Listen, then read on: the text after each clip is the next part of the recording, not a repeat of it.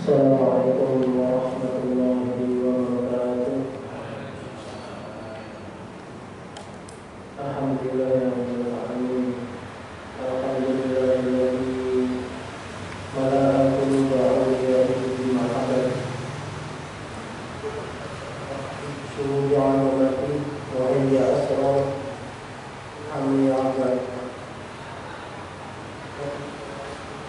Alhamdulillah wa nabiyika wa rasulika nabiyyi wa ala alihi wa sahbihi wasallam. Tasliman bi kulli 'azamati dzalika fi kulli waqtin wa hin. Amma ba'd. Alhamdulillah, para hadirin, para jemaah sekalian, doanya masih ada kembali sampai mawas malih untuk melanjutkan pengajian Ihya Ulumuddin masih dari juz 1, masih kitab ini. Kemarin sampai 199 paling landap. Bismillahirrahmanirrahim. Wa'ala qala al-mu'allif rahimahullah ta'ala wa nafa'ana bihi wa bihi fid dharain amin.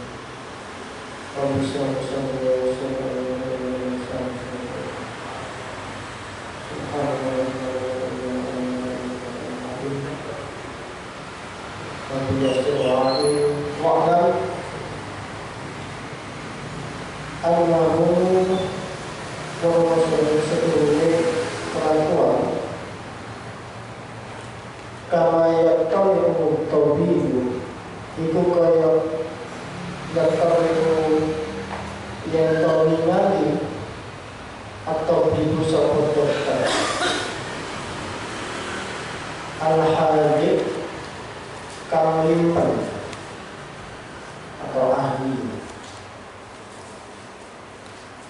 ala asrorin ing atase pira-pira rahasia sir fil mu'alajati kang tetep ing dalem mulasara awak mengobati tubuh. Jadi kemarin masih perumpamaan dari Imam Ghazali untuk apa namanya, kita ini jangan sampai terjerumus pada ilmu yang tidak manfaat dan juga ilmu yang memang kita belum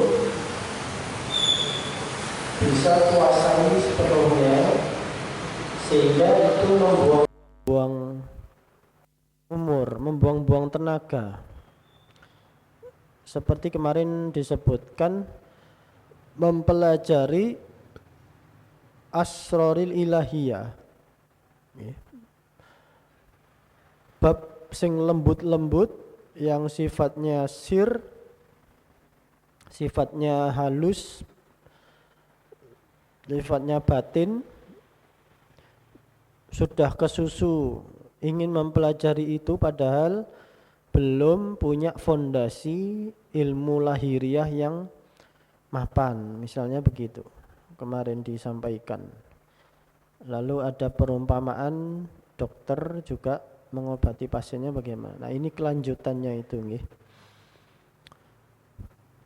Jadi bagaimana seorang dokter mengetahui rahasia-rahasia dari sebuah pengobatan.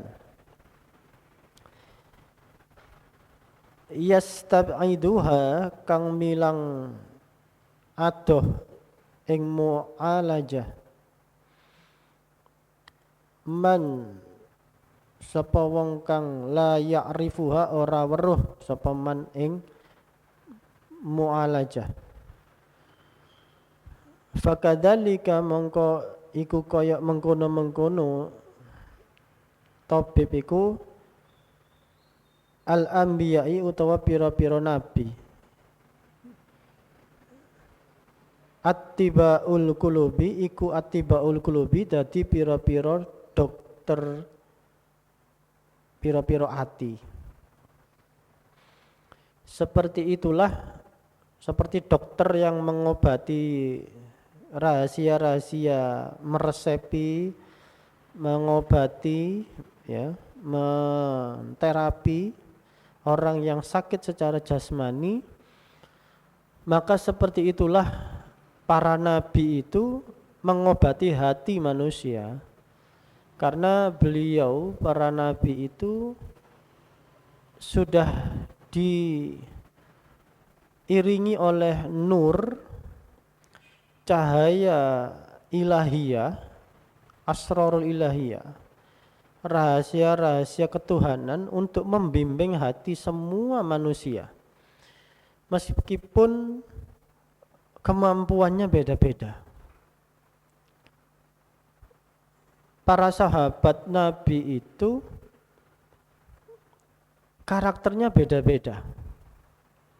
Seperti halnya umumnya kita, umumnya manusia, para sahabat itu juga punya sifat-sifat yang tidak sama, yang saling berbenturan atau mungkin tidak cocok satu dengan yang lain. Nah, Nabi diberikan kemampuan untuk bisa memberikan, ya, takaran takaran nur itu, keimanan sesuai dengan kemampuan sahabat-sahabatnya.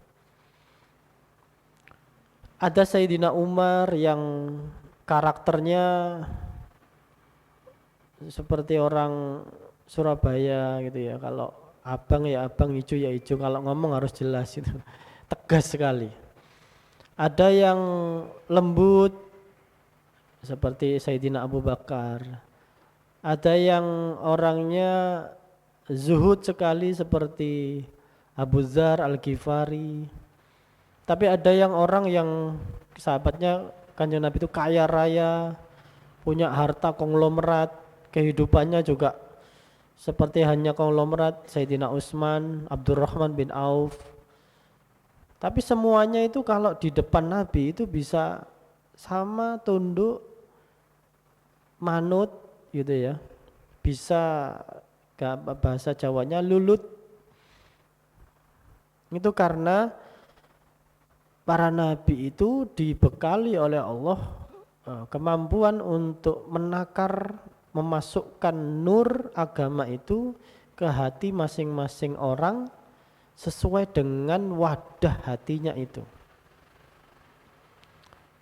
Begitupun seorang dokter itu kan kalau meresepi juga ditentukan kondisi jasmani badan dari pasiennya. Sama-sama menderita diabetes, tapi yang diresepi beda. Ada yang pakai insulin, ada yang tidak pakai insulin. Karena dokternya tahu ini sama-sama diabetes tapi beda.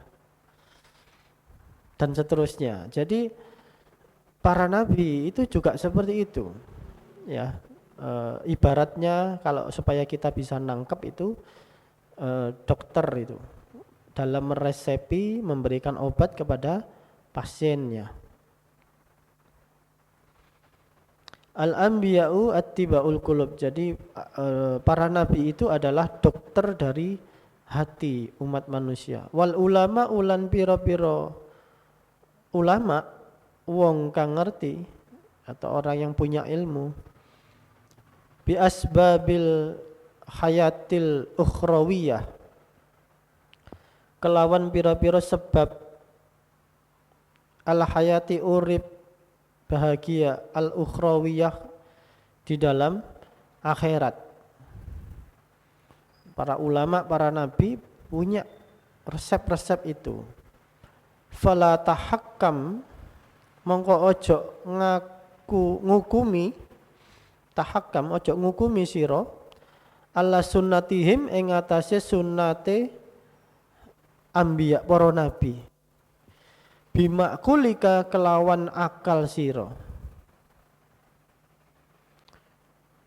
jangan menghukumi atau menjudge ya, memvonis ajaran yang sifatnya itu ukhrawiyah, ruhaniyah, itu dengan akal, dengan apa ini istilahnya, akal yang dimaksud di sini adalah dengan logika kita, jangan dengan akal pikiran, dengan rasional.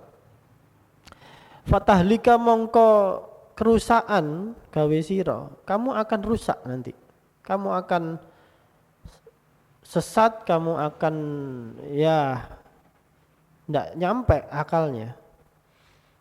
Wong itu tentang sir, tentang batin kok di rasional.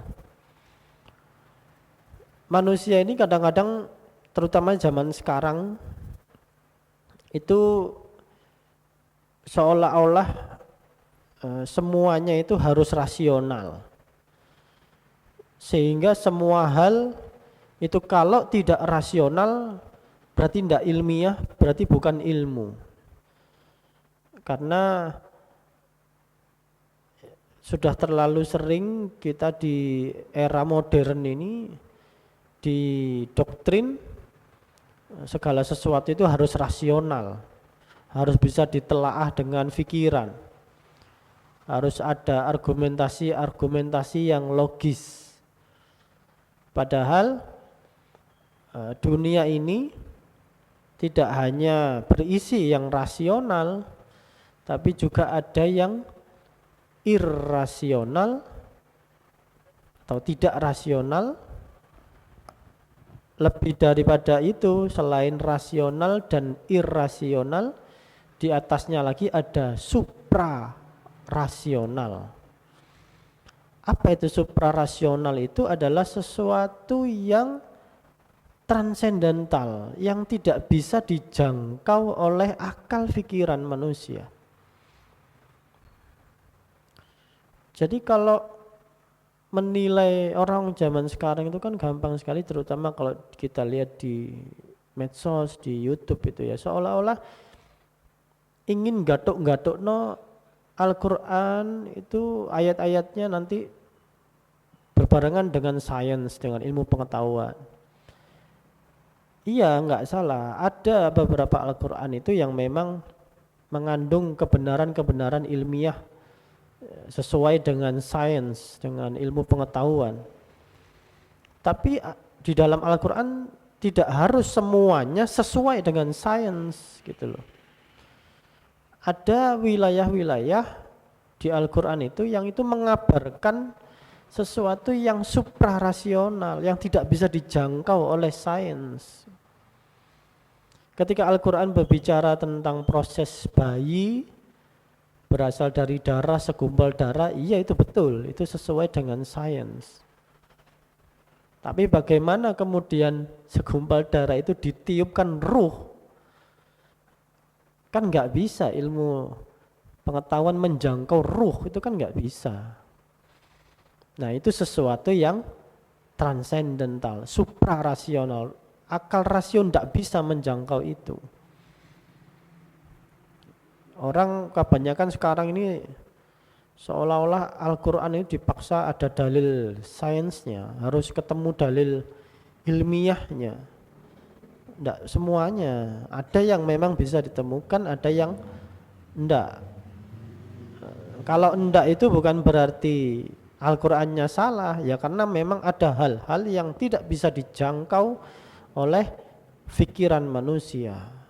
Banyak sekali mukjizat Nabi, khabar tentang alam barzah, khabar tentang akhirat, itu semua tidak bisa dijangkau dengan ilmu pengetahuan. Jadi maka di sini falatah hakam ala sunnatihim bimakulika. Jangan kita itu semua yang dilakukan Nabi itu dirasional. Fatahlika, rusak nanti. Yang disebut dengan iman itu ya karena memang sesuatu yang tidak bisa dibuktikan secara empiris, tidak bisa dibuktikan secara kasat mata, tapi kita percaya itu namanya iman. kita betul-betul yakin membenarkan itu namanya iman. Dikabari bahwa akan ada hari kiamat padahal kita tidak tahu kapan, tapi hati kita membenarkan, yaitu iman. Tidak harus dikabari tentang surga terus lihat tanda-tanda surga, ya tidak perlu. Kalau harus ada tanda-tandanya itu bukan iman, yaitu namanya sejalan dengan akal pikiran. Dikabari adanya malaikat-malaikat itu sesuatu yang gaib, hati kita membenarkan, oh iya saya iman, ya itu iman. Tidak perlu ada dalil tanda-tanda malaikat itu kalau datang biasanya mengkorok atau ada wujud dan sebagainya, tidak perlu. Keimanan tidak membutuhkan dalil-dalil sains. Karena itu kalau orang itu keimanannya bertambah, kalau ada ayat Al-Quran yang sesuai dengan sains, nunggu ada itu dulu baru imannya nambah, berarti imannya masih lemah. Karena harus ada sesuatu yang bisa dilihat oleh mata kepalanya baru dia percaya. Kalau enggak bisa dilihat mata dia ragu-ragu. Berarti keimanannya mamang, gak mantap. Iman itu justru karena kita enggak pernah ketemu Kanjeng Nabi. Kita sudah terpisah ribuan tahun dari Kanjeng Nabi. Tapi kita beriman, kita nggak pernah ketemu, nggak pernah dengar suaranya, nggak pernah menatap wajahnya, tapi kita betul-betul membenarkan, meyakini betul, nah itu namanya iman. Jadi banyak hal di dunia ini yang tidak rasional, tidak semuanya harus rasional. Lama-lama kalau kita terlalu rasional, terlalu terpaku pada empiris, akhirnya lama-lama kita terjebak pada filsafat materialisme itu. Bahwa segala sesuatu itu ya harus materi, harus kelihatan, harus tampak oleh mata. Kalau tidak tampak oleh mata berarti nggak ada, bahaya. Ini filsafat materialisme bahaya sekali. Segala sesuatu yang tidak tampak dianggap tidak ada. Malaikat gak ketok berarti gak ono. Gusti Allah gak ketok sama mata, ya berarti gak ono. Lama-lama seperti itu. Nah ini yang di era zaman sekarang ini segala sesuatu seolah-olah harus rasional. Tidak seperti itu ya. Bismillahirrahmanirrahim.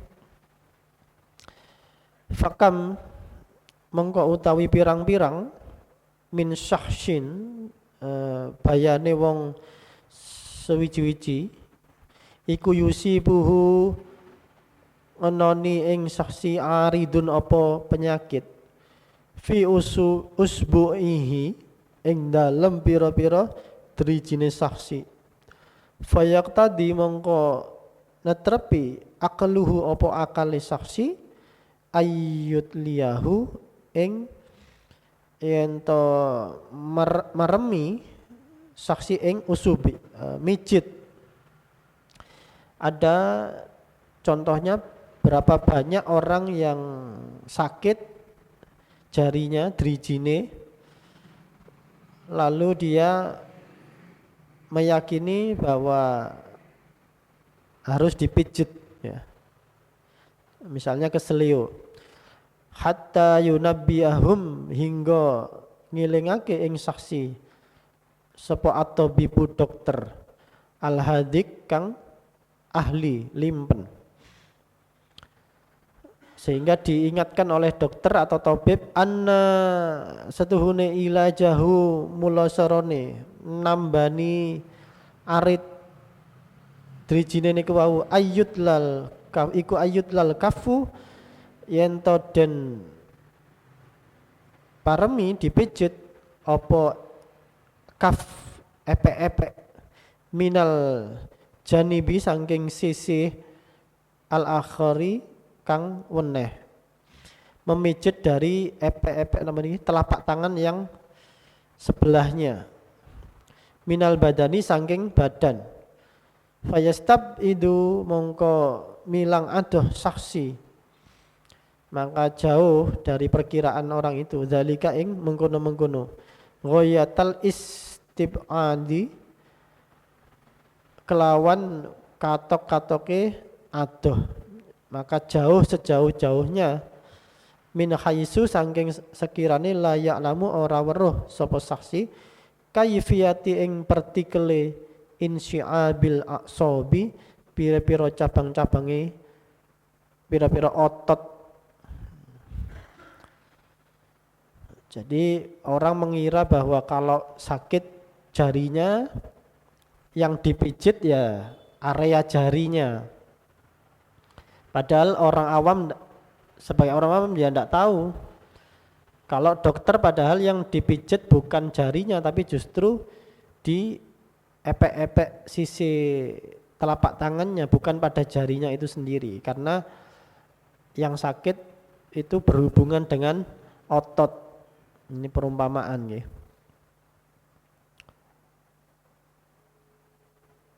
Insyiabil aqsabi pira-pira otot jarine wa nabatiha lan gon tukule aqsab tukule otot wa wajhil tifafiha lan arah bulete aqsab bulete otot ini mah alal badani ing atase anggota. Jadi betapa otot itu punya apa itu lika-liku, punya saling keterkaitan yang ya tidak bisa diketahui oleh orang awam. Fahakada mongko iku kaya kepiye isabil aqsabi al amru utawi perkara fi tariqil akhirah, utawi perkara ing dalam tariqil akhirah dalan akhirat. Maka sebagaimana otot yang ribet itu tadi, yang punya unsur-unsur yang jelimet ya, yang rumit, yang tidak bisa difahami oleh orang awam, fahakadas, maka seperti itulah amru fi tariqil akhirah, urusan akhirat itu. Urusan akhirat juga tidak gampang, tidak bisa di logika-logika sendiri. Wa fi daqaiq lan ing dalam pira-pira lembut-lembute sunanis syar'i dalane syariat wa adabihi lan pira-pira tata kramane syariat wa fi aqaidihi lan ing dalam pira-pira akidahe syariat, sunannya, adabnya, akidahnya, daqaiqnya, sisi lembut-lembutnya. Betapa itu tidak mudah ya. Allati tu'abbidan nasu kang dan apa nih? Perdi-perdi tu'ubudi kang menjadi ibadah an-nasu sapa menungso biha kelawan alati. Iku asrarun duweni pira-pira rahasia. Jadi di dalam akidah-akidah kita, adab, syariah, semuanya itu mengandung sir, mengandung rahasia-rahasia. Walataifu lan pira-pira perkara kang lembut, sifatnya lataif, sesuai sisi yang lembut. Manusia ini kan tidak hanya ya jasmaninya ini alam yang kasar yang bisa disentuh oleh lahiriah, secara lahiriah itu kan kasar. Tapi manusia juga punya sisi sir rahasia dan juga yang lataif, yang batin, yang lembut. Laisat fi sa'atil aqli, kang ora ono iku fi sa'atil aqli tetap ing dalam kejembarane akal. Jadi tidak mampu akal itu untuk menjangkaunya sisi batin, sisi lembut dari manusia atau syariat itu sendiri. Wa quwwatihi lan kuwate akal. Al-ihatatu biha apa ngeliputi kelawan asrar. Kama kaya yen to tetep anna postuhune iku fi khawashi tetap ing dalam pira-pira kekhususan al-ahjari pira-pira batu, umuran ana pira-pira perkara. Seperti halnya batu juga macam-macam, ada batu akik, ada batu koral, napa malih ana boto. Semuanya punya kelebihan-kelebihan, semuanya punya rahasia. Makanya Jabir bin Hayyan itu penemu bapak kimia modern itu kan ceritanya kalau habis sholat tahajud itu batunya itu dia selalu batu di depan sajadahnya gitu. Nanti kalau selesai wiritan dia gosok-gosok batunya itu, batu ini mengandung apa? Nikles ataupun unsur tertentu yang kalau ini bisa terus digosok, dimanfaatkan, bisa keluar sisi berharganya itu tadi. Beberapa batu. Jadi laboratoriumnya itu ya sajadah itu, Jabir bin Hayyan itu. Sampai akhirnya beliau lama-lama menjadi ahli tentang mengasah asuh batu itu menjadi sebuah logam mulia setiap habis tahajud begitu. Terus beliau akhirnya terkenal membuat 2 kitab, namanya kitab kimia dan alkimia. Satu kitab itu kimia itu yang menjadi fondasi dasar ilmu kimia dan ilmu matematika modern, yang alkimianya itu untuk mengasah hati. Jadi satunya kitab tentang ilmu lahiriah, satunya kitab tentang ilmu batiniah. Ini luar biasa itu Jabir bin Hayyan.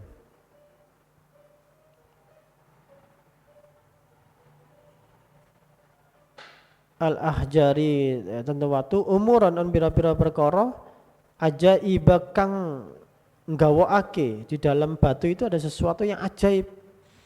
Ghoba kang samar an ahli sanati saking ahli sanati kegawean. Ilmuha apa ngaweruhi umure watu ning. Hatta lam yakdi hingga ora kuwasa ahadun sapa wong suwi-wiji ala ing atase ayyarifa sababa ngaweruhi ing sebab-sebabe. Alladzi bihi kang sebab alladzi yajdibun nari al-maghati su apa pira-pira wesi sembrani. Nah, contohnya batu yang mengandung unsur-unsur magnet, ya, menarik magnet al-hadid pada al-hadid kang marang wesi. Fal ajaibi mongko utawi pira-pira perkara kang nggawakake ajaib. Wal gharib lan pira-pira perkara kang aneh. Fil aqaidi ing dalam pira-pira akidah, wal a'mali lan pira-pira amal. Wa ifadatiha lan oleh maedai memberikan manfaat, faedah li sofa'il qulubi marang beninge pira-pira ati. Seperti halnya batu yang tadi itu kalau diolah ada khasiat-khasiat tertentu, ada keistimewaan-keistimewaan tertentu, maka akidah di dalam akidah syariah, aturan-aturan agama itu juga seperti itu. Manfaatnya bagi hati itu macam-macam. Lisofa'il qulubi untuk beningkan hati, beningnya pira-pira hati. Wa naqaiha lan jernihkan hati. Wa taharatiha lan mensucikan hati. Wa tazkiyatiha lan bersihno hati. Jadi Di dalam kita menjalankan agama ini, kita tidak tahu memang sejak awal, mungkin kalau kita masih awam ya, rahasia-rahasia dari ibadah kita, sholat kita, zikirnya kita itu sebetulnya manfaatnya luar biasa untuk hati kita itu bersih, bening, ya, suci. Semuanya fungsinya sebetulnya ke sana.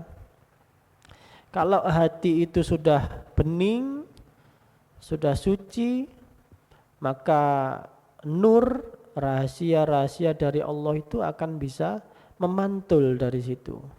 Ibarat air yang bening itu kalau semakin jernih, pantulan kilauan cahayanya juga semakin terang. Dan Allah itu di dalam riwayat yang disampaikan para ulama sufi, Allah itu suci dan Allah tidak mau kalau mahramnya itu bukan sesuatu yang suci. Makanya jasad kita, mata, basor itu kan banyak kotorannya, banyak dosanya. Kita tidak bisa memandang Allah dengan mata kepala, karena ini sesuatu yang tidak mahram dalam tanda kutip, tidak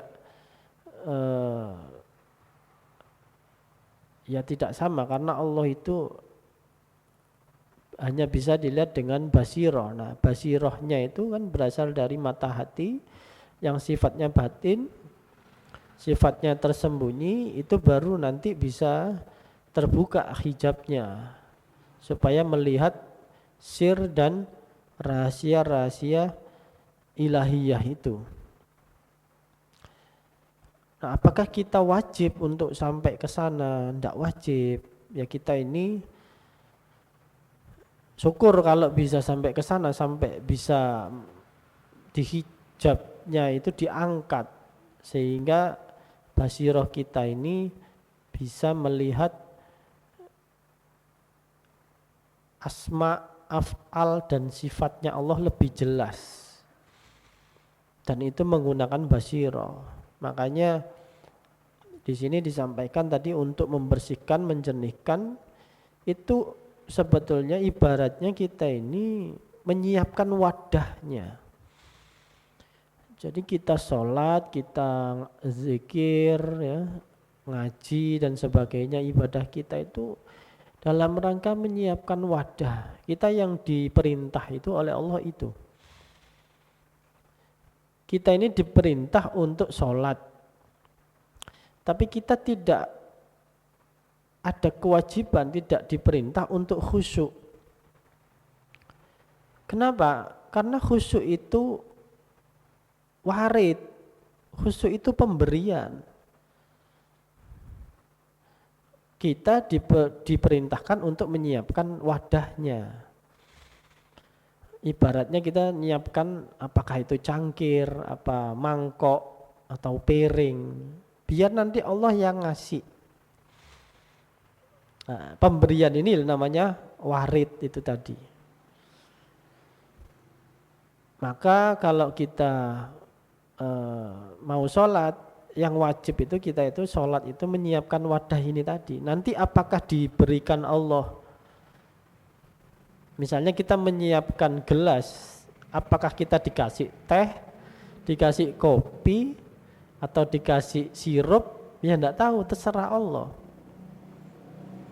Makanya kita kalau sholat itu dalam rangka menyiapkan itu.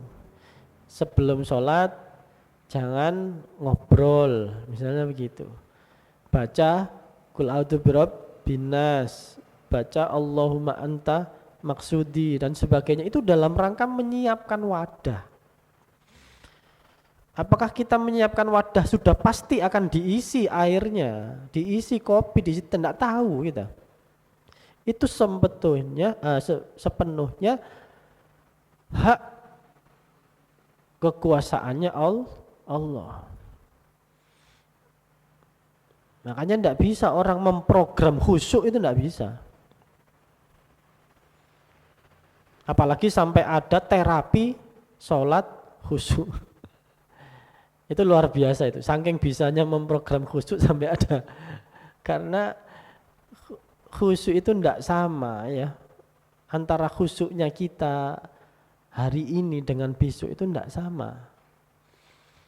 Karena Allah itu ngasih, yaitu tadi ibarat kemarin dikasih teh, besok bisa jadi dikasih kopi. Seorang hamba kawulo yang baik itu ya dikasih apapun ya diterima. Tugasnya hamba hanya menyiapkan wadahnya. Kalau kemarin dikasih teh, besoknya datang lagi dikasih kopi, lalu ndak terima, pengennya teh kayak yang kemarin. Itu hamba yang tidak mengerti adab dan tata krama pada tuannya. Ya dinikmati apa yang ada itu. Kemarin dikasih teh, hari ini dikasih kopi. Khusyuk hari ini beda dengan khusyuknya besok. Begitupun dengan khusyuk lusa dan seterusnya dan seterusnya. Tiba-tiba orang kepingin khusyuk kayak kemarin. Aku kok gak iso khusyuk kayak wingi sing nangis-nangis dulu. Akhirnya sholatnya ini nyari khusyuk. Tidak nyari sang pemberi khusyuk. Itulah kalau di dalam tasawuf itu bahayanya. Kita ini kalau dikasih nikmat, lupa pada sang pemberi nikmat, fokus pada nikmatnya. Khusyuk itu hanyalah salah satu efek ya, agar kita itu gayeng. Kalau sholat bercakap-cakap dengan Allah. Ibarat orang bertamu, suguhan ini kan supaya gayeng. Tapi apakah sampeyan kula panjenengan ini kalau bertamu ke rumah orang itu nyari suguhan? Apakah kalau nggak ada suguhannya sampean nggak gayeng? Berarti sampean bertamu itu niatnya cari teh, cari kopi. Sholat itu bukan nyari khusyuk, kita nyari sang pemberi khusyuk.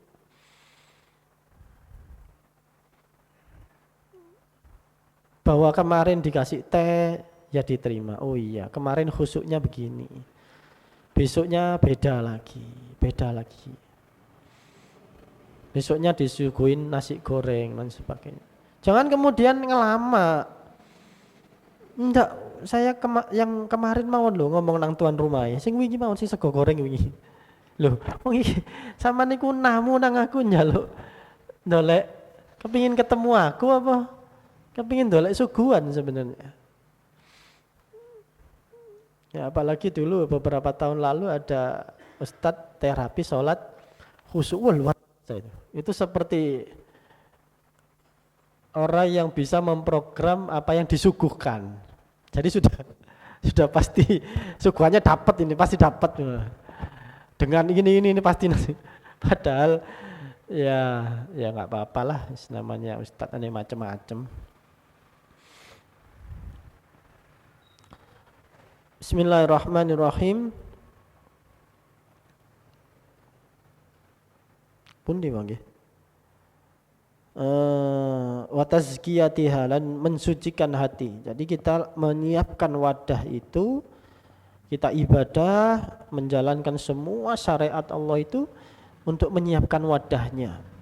Apakah kita nanti itu diberikan warid, diberikan futuh ya, bisa makrifat atau tidak, itu bukan kewajiban kita. Itu sepenuhnya hak prerogatif Allah.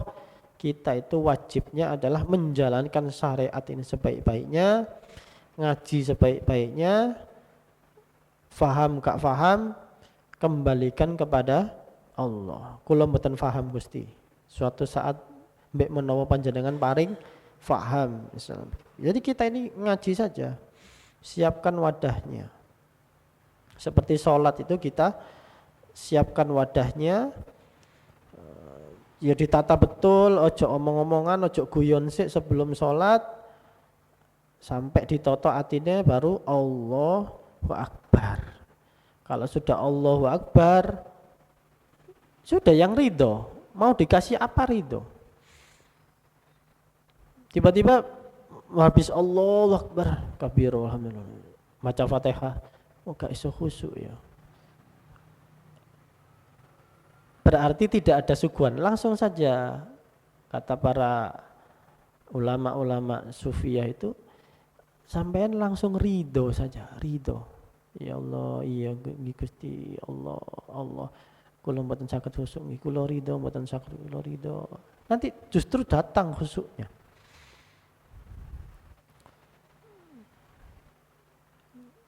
Saya ridho, saya ndak khusyuk, saya ridho. Jadi akhirnya itu sholatnya gak sing khusyuk, tambah gak khusyuk akhirnya. Karena makso kepingin suguhannya ditokno, ndak usah. Seperti halnya tamu kalau disuguhi ya ndak ada suguhan ya ridho, karena niat kita itu niat menghadap sang pemberi khusyuk. Wa islahihalan patute kulub, bagusnya hati. Kita mempersiapkan agar hati kita itu soleh, hati kita itu harus soleh, karena Allah itu memandang, innallaha la yanduru ila suwarikum walakin yanduru ila qulubi. Allah memandang hati kita, maka yang soleh itu hatinya dulu harus dibersihkan. Taroki marang munggah, apa itu menanjak, taroki ila jiwarillahi ta'ala, marang zati Allah ta'ala, supaya hati kita bisa taroki. Kalau sudah taroki nanti Allah apa? Tanazul, Allah merespon yang sudah beberapa waktu lalu disampaikan. Wa ta'arrudihalan uta napa niki oleh mapakake akidah linafhati fadlihi, marang kepiuran kanugrahane Allah, untuk menyambut cipratan ya apa ini kepiuran ya, percikan-percikan dari anugerah fadilah Allah. Ya, kita hanya menyiapkan itu untuk mapak gimana, untuk menyambut. Jadi yang disiapkan itu wadahnya. Seberapa kepiurane, kathah napa setitik napa niku terserah Gusti Allah. Tapi kita sudah siap untuk menyambut itu. Nah, itu tadi wadah hati itu. Iku aksaru luwe akeh wa adzamulan luwe agung mimma ketimbang saking fil adwiyah, barang kang tetep ing dalam pira-pira tombo, wal aqaikir lan pira-pira racian. Justru itu lebih banyak daripada perumpamaan obat dan jamuan racian itu. Wa kama annal uqulu lan kaya yen to tetep apa setuhune pira-pira akal iku taksuru cekak apa akal an idroki saking nemu manafi'i barang kang manfaati al adawiyah pira-pira tombo. Sebagaimana akal ini juga sangat awam, sangat cekak dalam mencari obat, kecuali ahlinya, kecuali dokter, ahli farmasi dan sebagainya. Ma'anna mongko ing dalem sertane iku setuhune at-tajribah, menjajal, at-tajribah percobaan, eksperimen, iku sabilun dadi dalan ilaiha marang adwiya. Fal ukul mongko utawi pira-pira akal iku taksuru apa ini kecekak an idroki saking nemu ya, tertahan atau tidak mampu an idroki ma yanfa'u barang kang manfaati apa ma ing dalam fi hayatil akhirah. Seperti halnya akal juga sangat terbatas untuk mengetahui khasiat-khasiat dari obat dan racian-racian tadi, kecuali dengan eksperimen. Maka begitu juga dengan akhirat, ma'a anna tajribata ghairu mutatarriqati ilaiha, ma'a ing dalam satane anna setuhune tajriba buktiake atau eksperimennya itu iku ghairu ora tumeka mutatarriqata apa tajribah ilaiha marang hayatil akhirah.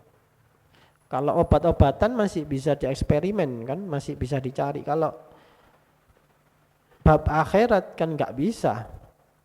Bagaimana eksperimen? Eksperimen tentang alam barzah, nyoba mati, ya mati teman nggak bisa balik kan, nggak bisa ada eksperimennya. Wa inna malan pemestine ono kana ono tajriba apa tajriba eksperimen ikut tatarruku bisa tumeka ilaiha marang akhirat, lau roja'a lamun balik ilaina marang ingsun ba'dul amwati sapa sakwanae pira-pira wong mati, fa akhbarna mongko nyeritakake ba'dul amwat orang-orang yang meninggal itu yang mengabarkan kepada orang-orang yang masih hidup, anil a'mali sangking pira-pira amal, al makbulati kang ketrima, an nafiati kang manfaati, al muqarribati kang amprih parek ilallahi ta'ala bareng Allah ta'ala az-zulfa kelawan parek. Jadi malah kadang-kadang ya kita tahunya tentang hal-hal keakhiratan atau barzakhi itu karena kita dapat kabar dari orang-orang yang sudah meninggal. Para wali dulu kan sering ya diimpeni seperti halnya para sahabat Nabi itu ketika sudah meninggal bagaimana. Sayyidina Ali itu minta untuk dikasyaf bagaimana keadaan Sayyidina Umar ini, karena Sayyidina Umar bin Khattab itu selama hidupnya orang yang tidak kenal takut. Bagaimana Sayyidina Ali penasarannya apa Sayyidina Umar menghadapi mungkar dan nakir. Maka Sayyidina Ali berdoa untuk supaya diberi kasyaf. Ternyata Sayyidina Umar itu waktu didatangi oleh mungkar dan nakir begitu digetak tidak terima, jadi gertak balik tambahan gitu. Karena saking ininya, jadi sampai itu tidak tahu aku iki koncone Kanjeng Nabi, istilahnya gitu. Jadi pakai nyatut kancane dicatut Kanjeng Nabi. Ya memang temannya Kanjeng Nabi. Sampai akhirnya dilaporkan ya, Sayyidina Umar itu sama malaikat mungkar nakir dilaporkan pada Allah. Ini kok ada sahabatnya Nabi kok balik kereng, balik bentak saya. Terus akhirnya Allah ngendikan, ya sudah kalau mulai sekarang sama orang muslim jangan kereng-kereng begitu. Nah, akhirnya berdasarkan riwayat itu malaikat mungkar nakir itu kalau sama orang mukmin yang wafatnya husnul khotimah itu tidak akan menampakkan wajah yang garang. Itu nanti wajahnya akan ya biasalah, enggak tahu seperti apa, tapi enggak akan kereng.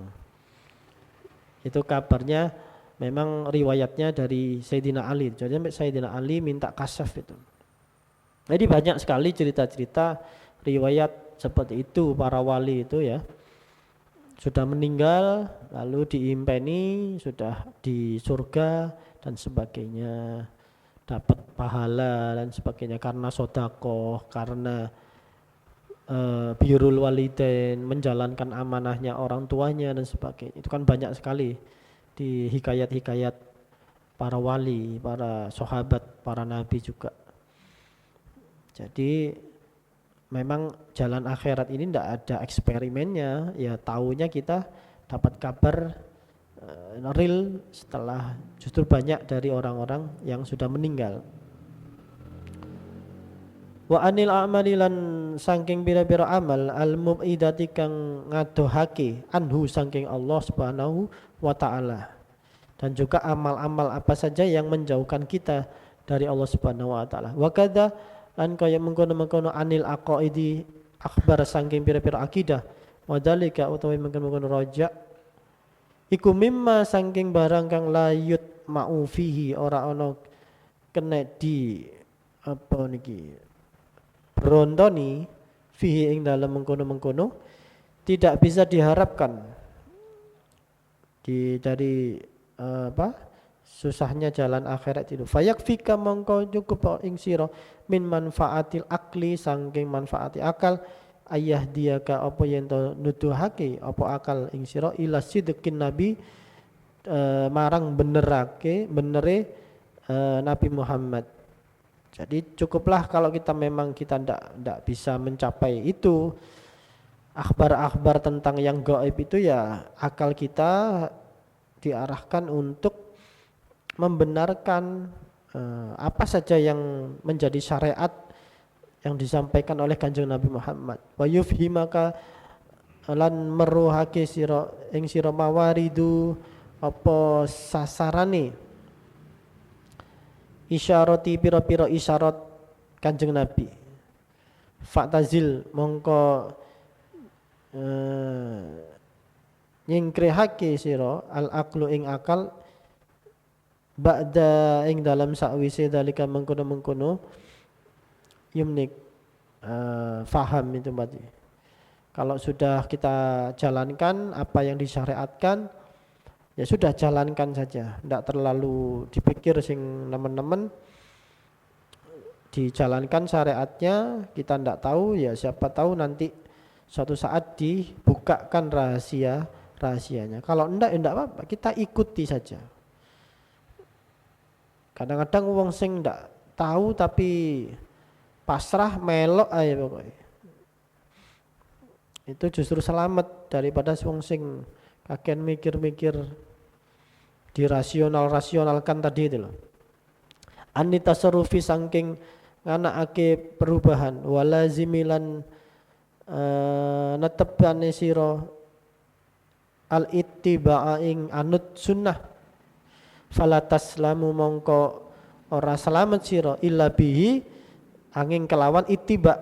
Nah, ini sudahlah, manut saja sama Kanjeng Nabi, ittiba apa yang dijalankan Nabi, apa yang sudah ditunjukkan syariatnya oleh Nabi, ikuti saja. Ittiba. Wassalamu lan tetap ingat atase sira ikut selamat tetap ingat atase sira kabeh. Walidzalika lan krana zakartu lak qala Nabi sallallahu alaihi wasallam dawuh Kanjeng Nabi inna minal ilmi setuhune iku tetep ing sing saking ilmu iku jahlan bodho ana bodho wa inna minal qauli lan setuhune iku setengah saking ucapan goya ini salah iyan nggih payah bukan goyan, iyan salah ketik mana? Salah ketik, salah tulis. Inna minal ilmi jahlan wa inna minal qauli iyan, kepayahan, payah. Sesungguhnya sebagian dari ilmu itu ada kebodohan, wa inna minal qauli dan sebagian dari qaul kata-kata ucapan itu ada iyan, kepayahan. Wa ma'lumun utawi kinaweruhan diketahui annal ilma satuhune ilmu iku layakunu iku ora ana ilmu jahlan, ilmu yang bodoh, ndak ada ilmu yang bodoh. Walakinnahu akan tetapi ilmu itu yu'assiru ngelabeti yu'assiru bekasi kaya taksiru kaya oleh bekasi al jahli kebodohan fil idrari ing dalam mudarat. Wa qala lan dawuh Kanjeng Nabi aidan juga Nabi sallallahu alaihi wasallam dawuh qalilum min taufiki utawi setitik-titike minat taufiki saking taufik pitulung Gusti Allah iku khairun luwih bagus min kasirin minal ilmi ketimbang akeh saking ilmu. Sedikit taufik itu lebih baik daripada banyaknya ilmu tapi tidak diiringi dengan taufik. Artinya ya mungkin ada orang yang ilmunya banyak tapi tidak diberi pertolongan oleh Allah untuk mengamalkan ilmunya. Tapi ada yang mungkin ilmunya sedikit, ya, tapi diberikan taufik sehingga bisa mengamalkan apa yang sedikit itu. Wa qala Isa alaihi salam, ma aksara syajarah, ma aksara utawi ikun dadekake ing ma apa ing wit aksara betapa banyak ma aksara betapa banyak asyajarah, betapa banyak pohon, walaisa lan ora ana kulluhu sekabehe sajarah semua pohon itu bimusrin nukulake samra buah. Betapa banyak pohon itu tapi tidak ada buahnya. Wa ma aksar samra dan betapa banyak buah walaisa kulluhu tapi tidak ada yang bitoyib, tidak ada yang baik, tidak gak enak misalnya. Wa ma aksarul ulum dan betapa banyak ilmu walaisa kullaha lan ora ono sekabeh ilmu iku mau nafi itu manfaati ilmune niku mau. Jadi betapa banyak kata Nabi Isa pohon itu yang tidak ada buahnya. Ya itulah ilmu tanpa amal itu sering diibaratkan seperti pohon tanpa buah. Ya ndak terlalu manfaat ya untuk apa misalnya. Pasti akan lengkap kalau ilmu itu ada buahnya, artinya ada manfaatnya itu tadi. Bisa diamalkan dan sebagainya.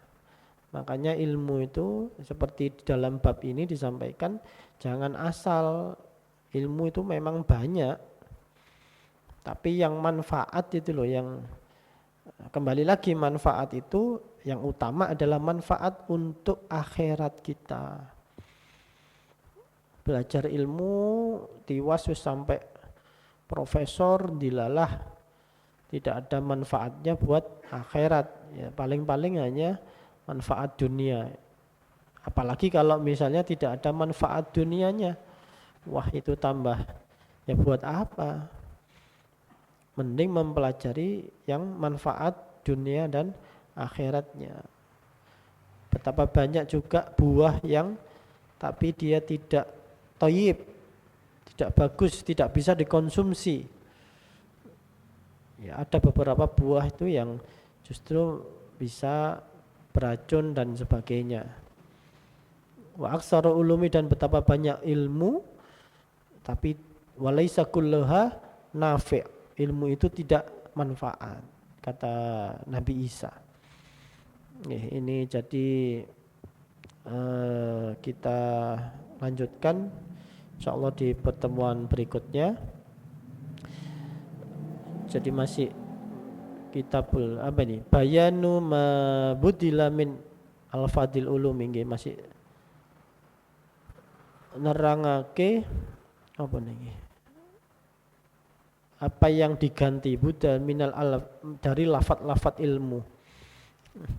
Jadi memang ini kitabul ilmi dari Ihya Ulumuddin ini seperti kitab Ta'limul Muta'alim sebetulnya agar kita itu memilah-milah mana ilmu yang manfaat. Bagaimana kita sebagai santri, seorang tulab, orang yang mencari ilmu itu bisa memilah-milah ilmu yang manfaat dan tidak. Lalu Imam Ghazali menyampaikan perumpamaan bagaimana kita bisa memilah, oh ilmu ini sekarang dibutuhkan, ya lalu boleh jadi zaman dulu dibutuhkan sekarang tidak. Juga disampaikan dulu ada ilmu fardu kifayah dan fardu ain. Kalau fardu kifayah tentu ada banyak. Di kitab Ta'lim Muta'alim kan juga begitu, ada ilmu itu yang dahulukan yang syariat dulu bisa menambal fikih kita supaya itu ritual sehari-hari. Mungkin juga ada memilih guru, memilih teman sesama santri itu yang bisa mendukung kita untuk cari ilmu. Jangan cari teman yang justru membuat kita malas untuk cari ilmu, membuat kita tidak konsentrasi saat di majelis ilmu. Itu kan sebenarnya mirip dengan kitab Ta'lim Muta'alim itu, cuman ini lebih difokuskan ke seluk-beluk ilmu ya. Karena ilmu itu banyak sekali. Kalau di taklim mungkin lebih kepada itu tadi, memilih guru, memilih lembaga pendidikan, memilih teman, jadi lebih ke teknis pergaulan dan sebagainya.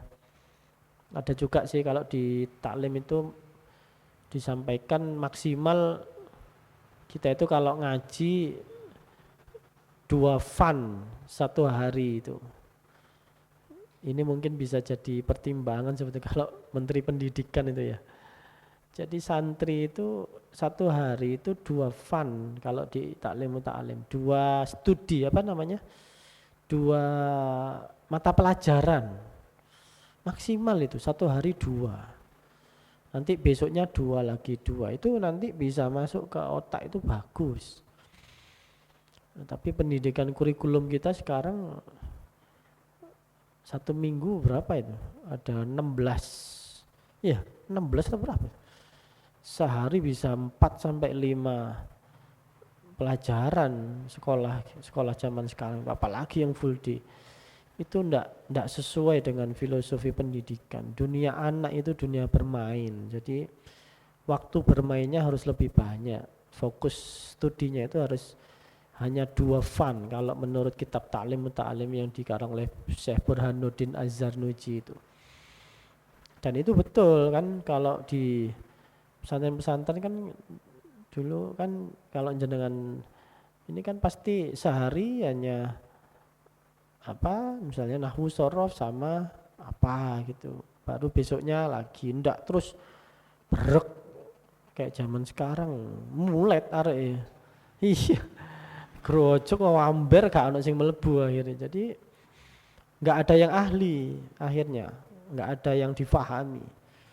Kalau dulu kan sedikit tapi harus paham betul, malamnya diulang besoknya ditanya, malam diulang besoknya ditanya lagi. Tapi kalau di taklim seperti kalau di ini Kitabul Ilmi ini sebetulnya mirip, tapi lebih kepada kita memilah-milah ilmu dan mana yang manfaat dan tidak manfaat dari Imam Ghazali itu. Insyaallah kita lanjutkan di pertemuan berikutnya. Monggo kirim Fatihah kepada guru-guru kita, kepada guru-gurunya lagi dan para guru-gurunya lagi, terus sampai sambung pada para sahabat, para tabi'in dan sampai pada Kanjeng Nabi Muhammad sallallahu alaihi wasallam. Mudah-mudahan ilmu kita manfaat, kita mendapat barokahnya dari Imam Ghazali, dari Syekh Ibnu Athaillah As-Sakandari dan Imam Suyuti, Imam Syafi'i dan sebagainya. Mudah-mudahan kita kelak dikumpulkan dengan beliau-beliau ala hadinihi wa ala kulli niyatin shalihah. Al-Fatihah.